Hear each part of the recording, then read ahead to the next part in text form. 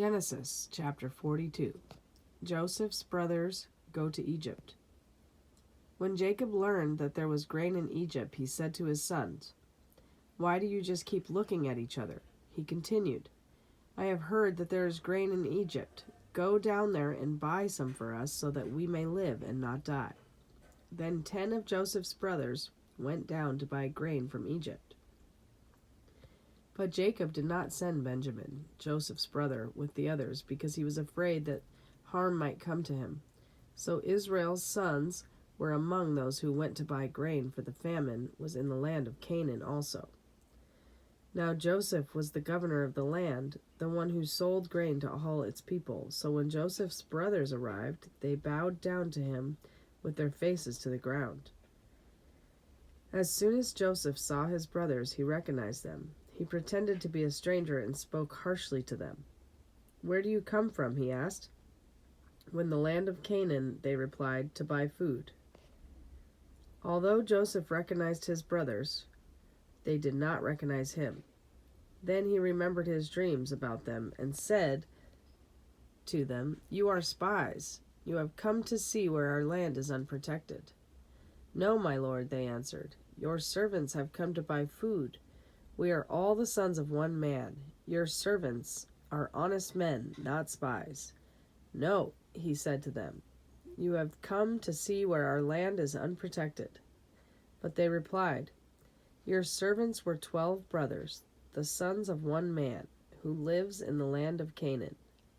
The youngest is now with our father, and one is no more." Joseph said to them, "It is just as I told you. You are spies, and this is how you will be tested. As surely as Pharaoh lives, you will not leave this place unless your youngest brother comes here. Send one of your number to get your brother. The rest of you will be kept in prison, so that your words may be tested to see if you are telling the truth. If you are not, then surely as Pharaoh lives, you are spies." And he put them all in custody for 3 days. On the 3rd day, Joseph said to them, "Do this, and you will live, for I fear God. If you are honest men, let one of your brothers stay here in prison while the rest of you go and take grain back for your starving households. But you must bring your youngest brother to me, so that your words may be verified, and that you may not die." This they proceeded to do. They said to one another, "Surely we are being punished because of our brother. We saw how distressed he was when he pleaded with us for his life, but we would not listen. That's why this distress has come upon us." Reuben replied, "Didn't I tell you not to sin against the boy? But you wouldn't listen. Now we must give an accounting for his blood." They did not realize that Joseph could understand them, since he was using an interpreter. He turned away from them and began to weep, but then turned back and spoke to them again. He had Simeon take from them and bound before their eyes. Joseph gave orders to fill their bags with grain, to put each man's silver back in his sack, and to give them provisions for their journey. After this was done for them, they loaded their grain on their donkeys and left.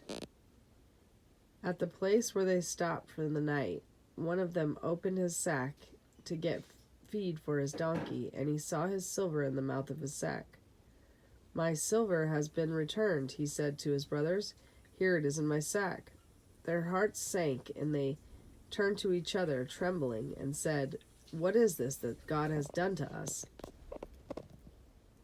When they came to their father Jacob in the land of Canaan, they told him all that had happened to them. They said, "The man who is lord over the land spoke harshly to us and treated us as though we were spying on the land. But we said to him, 'We are honest men. We are not spies. We were 12 brothers, sons of one father. One is no more, and the youngest is now with our father in Canaan.'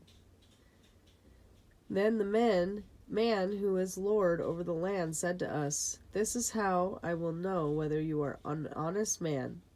Leave one of your brothers here with me, and take food for your starving households, and go. But bring your youngest brother to me, so I will know that you are not spies but honest men.' Then I will give your brother back to you, and you can trade in the land." As they were emptying their sacks, there in each man's sack was his pouch of silver. When they and their father saw the money pouches, they were frightened. Their father Jacob said to them, "You have deprived me of my children.